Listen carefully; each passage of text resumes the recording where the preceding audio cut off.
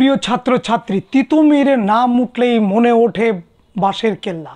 তিতুমিরের নাম মনে উঠলেই বা মুখে তুললেই ওঠে ওয়াহাবি আন্দোলনের কথা। তিতুমিরের কথা মুখে তুললেই আমাদের প্রাণে বাজে তার ভারত প্রেমের, স্বাধীনতার স্পৃহার কথা। এখনও তিতুমিরের যে আন্দোলন, বারাসাত বিদ্রোহ, সেই বারাসাত বিদ্রোহকে আমরা কেউ বলছি সাম্প্রদায়িক বিদ্রোহ, কেউ বলছি সাম্প্রদায়িক নয়।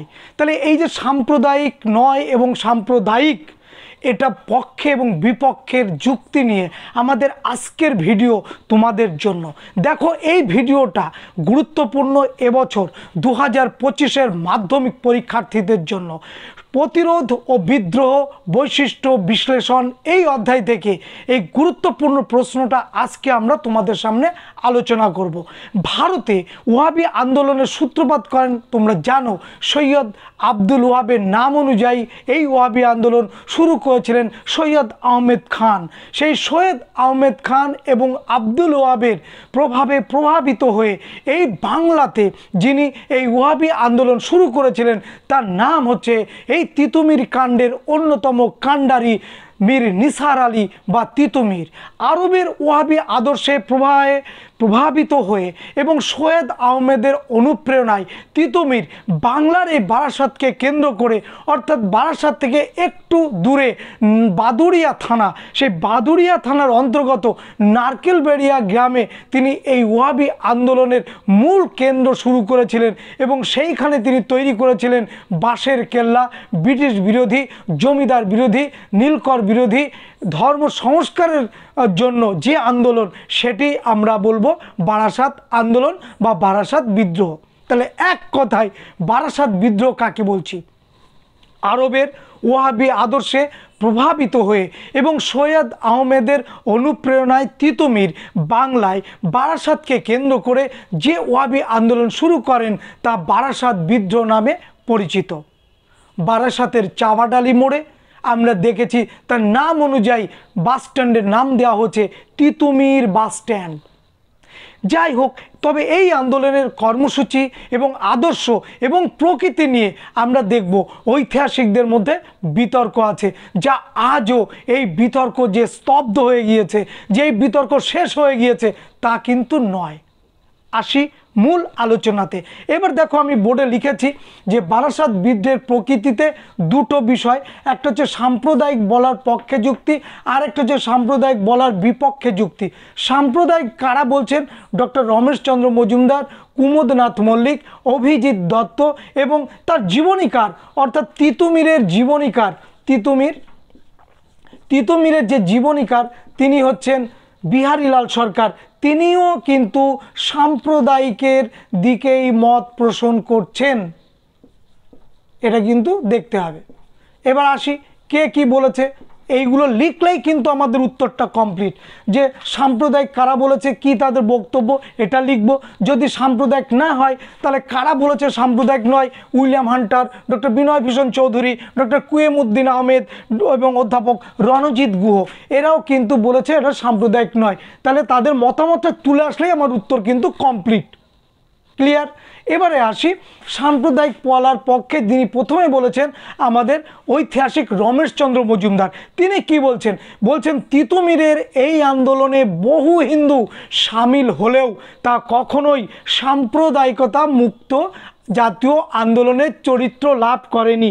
আবারও বলছি, রমেশচন্দ্র মজুমদার তিনি বলছেন এই আন্দোলনে বহু হিন্দু সম্প্রদায়ের মানুষ, নিম্ন শ্রেণীর হিন্দু সম্প্রদায়ের মানুষ তারা যুক্ত হয়েছিল এবং যুক্ত হলেও এই আন্দোলনের চরিত্র যে সাম্প্রদায়িকতা মুক্ত ছিল, অর্থাৎ এই আন্দোলনটা যে সাম্প্রদায়িক ছিল না সেটা কিন্তু বলা যায় না।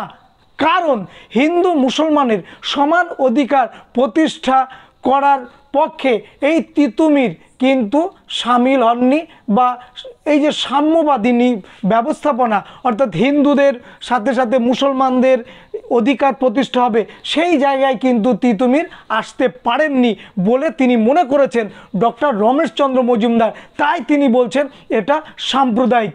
এবং এরা কী চেয়েছিল, তাহলে তিতুমিররা কী চেয়েছিল, বা ইসলাম ধর্মাবলম্বীর এই নেতা বারাসাত বিদ্রোহ তারা কী চেয়েছিল, তারা চেয়েছিল যে ইংরেজরা চলে গেলে এইখানে আবার কারা আসবে, এইখানে মুসলিমরা তারা আধিপত্য প্রতিষ্ঠা করবে।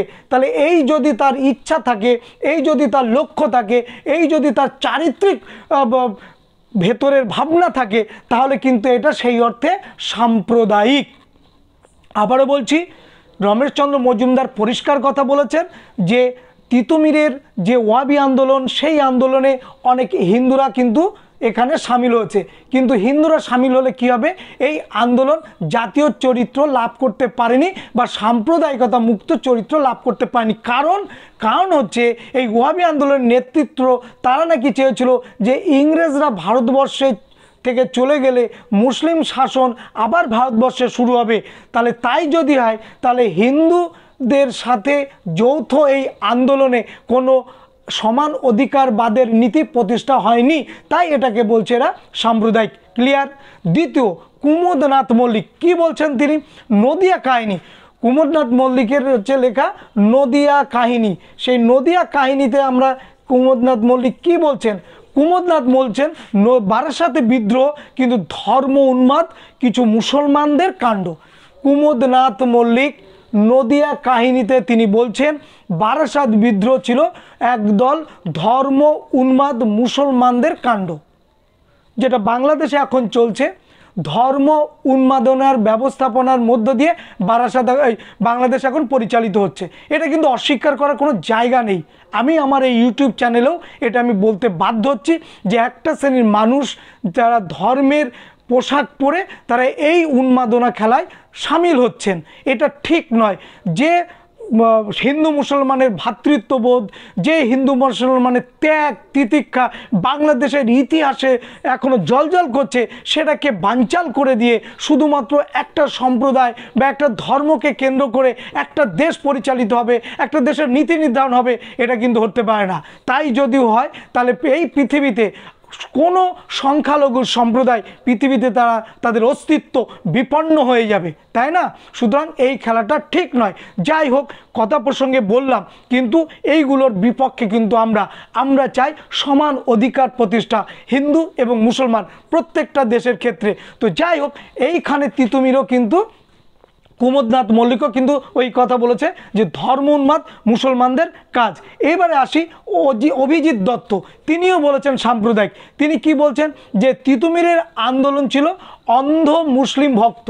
তিনি কি বলছেন, অন্ধ যারা একদম ধর্ম অন্ধ মুসলিম, যারা ইসলামের নীতি বা পথে নিয়ে চলেন, কিন্তু ইসলামের নীতিপথ নিয়ে চললেই কি ধর্মান্ধ হতে হবে? ইসলামের নীতি নিয়ে না চললে কি সে ইসলাম নয়? এটা কিন্তু বিতর্কের বিষয় হলেও আমি বলবো, ধর্ম কখনো মানুষকে মানুষ থেকে দূরে সরিয়ে দেয় না, ধর্ম মানুষকে কাছে ডেকে আনে। মন্দির মসজিদ মানুষকে কাছে ডেকে নিয়ে আসে, দূরে নয়। কিন্তু কিছু মুসলমান, কিছু হিন্দু তারা এমনভাবে এই ব্যাপারটাকে উপস্থাপন করে বা এমনভাবে তারা এই ব্যাপারটাকে চোখে দেখে যে মনে হয় যে হিন্দু ধর্মের মানুষ ছাড়াই পৃথিবীতে কেউ নেই, মুসলমান ধর্মের মানুষ ছাড়াই পৃথিবীতে কেউ নেই, কার কোনো জায়গা নেই। এটা কিন্তু খুব খারাপ দিক এবং এই দিকটা কিন্তু আমাদের নজরে রাখতে হবে। নেক্সট হচ্ছে বিহারীলাল সরকার, যিনি কিনা সে তিতুমিরের ছিলেন জীবনীকার। আমরা জানি যে সবারই একজন করে জীবনীকার আছে, তো তিতুমিরের জীবনীকার বিহারীলাল সরকার তিনি কি বলছেন, তিনি বলছেন যে জমিদার গোষ্ঠীর শোষণ উৎপীড়নের কথা স্বীকার করেও এই বিদ্রোহকে হিন্দু বিরোধী বলে মত প্রকাশ করেছেন। অর্থাৎ বারাসাত বিদ্রোহ ছিল হিন্দু বিরোধী বিদ্রোহ। এটা কে বলছেন? বিহারীলাল সরকার। এই চারটে পয়েন্ট আমরা লিখব সাম্প্রদায়িক বলার পক্ষের এই যুক্তিতে। এবারে আমরা আসব যে সাম্প্রদায়িক বলার বিপক্ষে যুক্তি। আমরা সাম্প্রদায়িক বলবো না। কেন বলবো না? কারণ উইলিয়াম হান্টার কি বলছেন, উইলিয়াম হান্টার তার বিখ্যাত বই তোমরা জানো, দি ইন্ডিয়ান মুসলমানস,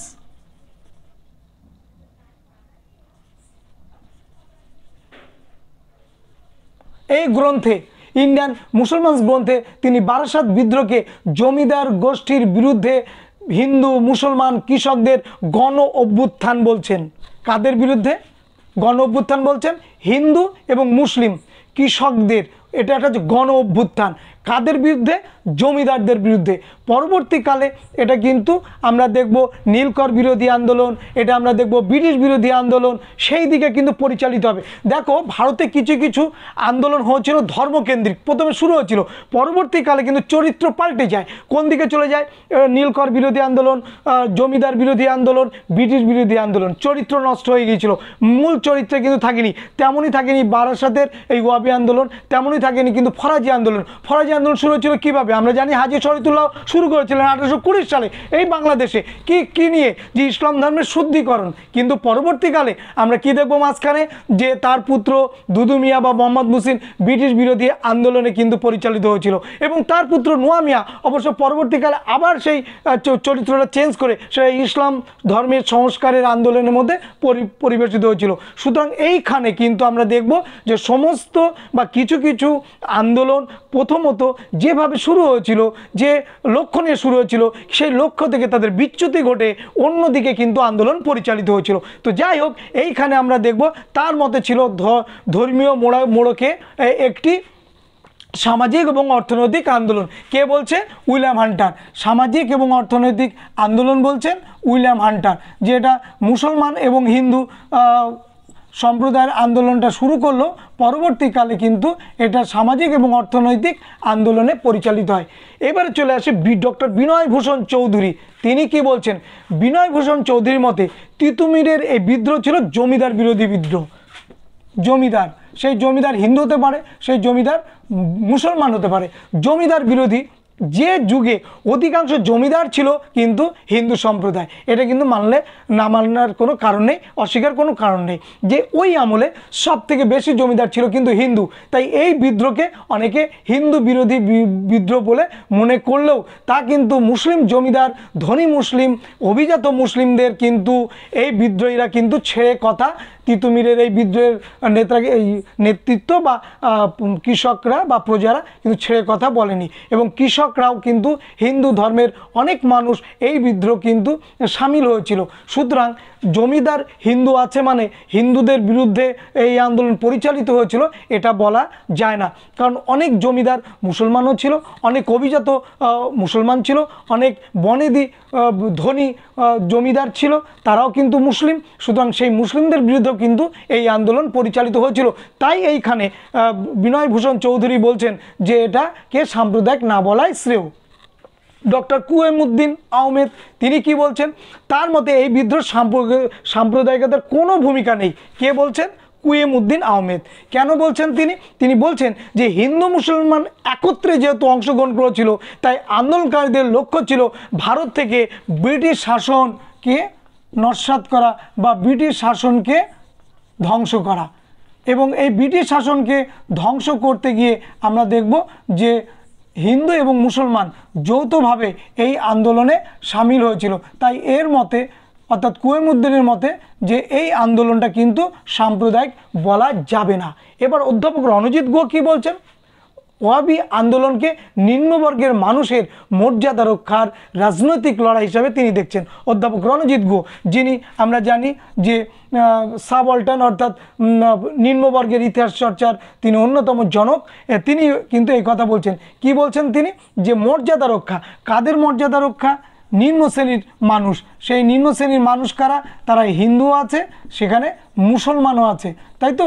সেই মুসলমান এবং হিন্দু তাদের মর্যাদা রক্ষার জন্য এই আন্দোলনে সামিল হয়েছিল। এই কথা কে বলছেন? রণজিৎ গুহ বলছেন। এবারে আসি আমরা লাস্ট কি লিখবো। আর বারাসাত বিদ্রোহের চরিত্রর এই বিতর্ক বৃদ্ধির কারণ ঐতিহাসিকদের ইতিহাস রচনার দৃষ্টিভঙ্গিগত পার্থক্য এবং সেই সূত্রে তথ্য উপস্থাপন করা ও বিশ্লেষণ আমরা দেখব তাদের মধ্যে রয়েছে। কিভাবে তথ্য উপস্থাপন করতে হবে পক্ষে বিপক্ষে, সেই বিষয়টা আমরা দেখতে পাই, এবং তাদের যত তথ্য উপস্থাপন হবে, যত তারা বিশ্লেষণ করবে, এই আন্দোলনের চরিত্রগত তত মতপার্থক্য তৈরি হবে। যাই হোক, এই বিদ্রোহের সময় তিতুমির এবং বিদ্রোহীরা যে সাহস দেখিয়েছিল, যে বীরত্ব দেখিয়েছিল, যে বীরত্ব দেখিয়েছিল সেটা কিন্তু কোনো অংশে কমা না। কারণ এই সময়কালে ব্রিটিশ শাসনে তাদের সাহস, তাদের বীরত্ব, পরবর্তীকালে কি হবে যে কৃষক আন্দোলন যত হবে সেই কৃষক আন্দোলনকে কি করবে, এরা গতিশীল করবে, সেই কৃষক আন্দোলনকে উৎসাহিত করবে। এই রকমও চরিত্র আমরা দেখতে পাই এই আন্দোলনের মধ্যে। এবং তিতুমির যে স্বাধীনতার স্পৃহা তিনি তৈরি করেছিলেন 1831 সালে মৃত্যুর মধ্য দিয়ে, সেই স্বাধীনতার স্পৃহা আমরা কিন্তু দেখতে পাই তার এই আন্দোলনের মধ্য দিয়ে। তিতুমিরের সেই দিক থেকে কিন্তু কোনো খামতি ছিল না, দেশের জন্য প্রাণ দেয়া। 1831 সালে লর্ড উইলিয়াম বেন্টিকের নেতৃত্বে বিশাল পুলিশ বাহিনী এনে ঘিরে ধরে বাঁশের কেল্লাকে ধ্বংস করার মধ্য দিয়ে, তিতুমিরকেও ধ্বংস করার মধ্য দিয়ে কিন্তু আমরা দেখব একটা নতুন প্রভাতে সূর্যোদয় হবে। সেটা হচ্ছে স্বাধীনতার স্পৃহা, স্বাধীনতা পাওয়ার আকাঙ্ক্ষার যে সূর্যোদয় করে গিয়েছিলেন তিতুমির বারাসাত বিদ্রোহের মধ্য দিয়ে, সেটা কিন্তু আমাদের কাছে অনেকখানি গর্বের এবং অনেকখানি পরবর্তীকালের আন্দোলনের গতিকে আরও ত্বরান্বিত করতে সাহায্য করেছিল। এইখানেই সার্থকতা। সুতরাং ঐতিহাসিকদের মধ্যে বিতর্ক আছে, ঐতিহাসিকদের মধ্যে বিতর্ক থাকবে, তাদের তথ্য, তাদের উপস্থাপনা নিয়ে চতুরতা থাকবে, কিন্তু আন্দোলনের যে মোটিভ, জমিদার বিরোধী ও অত্যাচারী ব্রিটিশ বিরোধী, সেটা কিন্তু কোনো অংশে খাটো চোখে আমরা দেখব না। কেমন? তাহলে আজকে আমাদের এই ভিডিওটা থাকলো, দেখা হবে নেক্সট ভিডিওতে। সবাইকে শুভেচ্ছা এবং ভালোবাসা জানালাম।